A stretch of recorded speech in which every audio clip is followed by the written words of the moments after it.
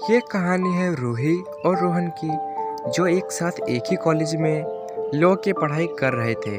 शुरुआत में दोनों बहुत दूर रहते थे क्योंकि दोनों के ख्याल बहुत अलग थे।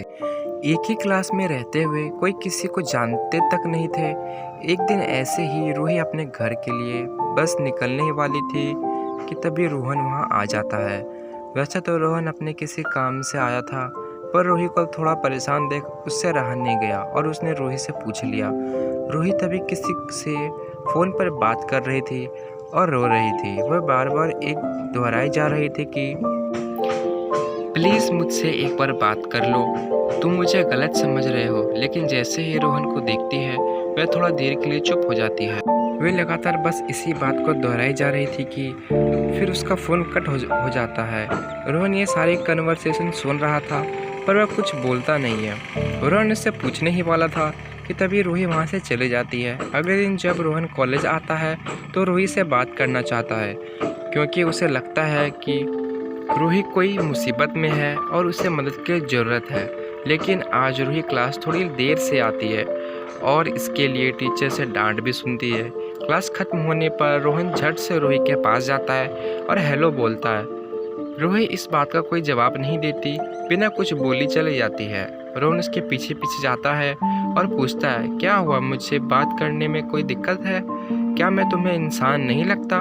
क्या मुझे बात करने से तुम कोई प्रॉब्लम में पड़ जाओगी?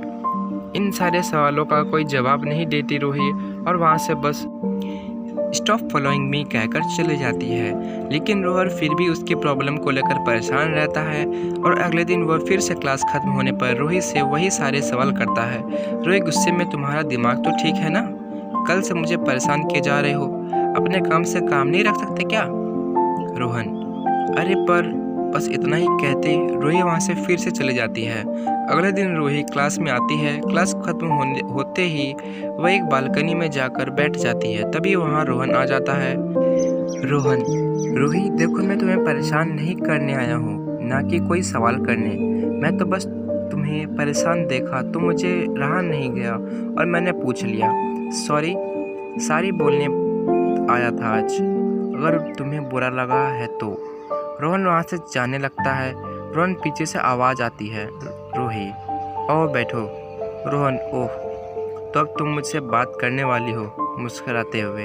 रूही, हाँ बाबा, आओ मुझे भी माफ़ कर दो, धीरे से रूही ने कहा। रोहन, अरे कोई नहीं यार, होता है। रूही, मेरा ब्रेकअप हो गया यार, इसलिए उस दिन परेशान थी। रोहन, तो अब? रूही, अब क्या याद आती है उसकी? रोहन, तो चली जा। रूही, नहीं, उसे लगता है मैं उसे धोखा दे रही हूँ, उसे टाइम नहीं देती और अब मैं भी नहीं जाऊँगी। मैंने बहुत कोशिश की है उसे मनाने की, पर वह है कि मानने को तैयार ही नहीं है। रोहन, चलो अच्छा हुआ। रूही, क्या सरप्राइज़ होते हुए? तुम क्यों इतना खुश हो रहे हो? रोहन, नहीं कुछ नहीं, मैं तो बस ऐसे ही। कब तक उसके प्यार में खुद को हर्ट करोगी?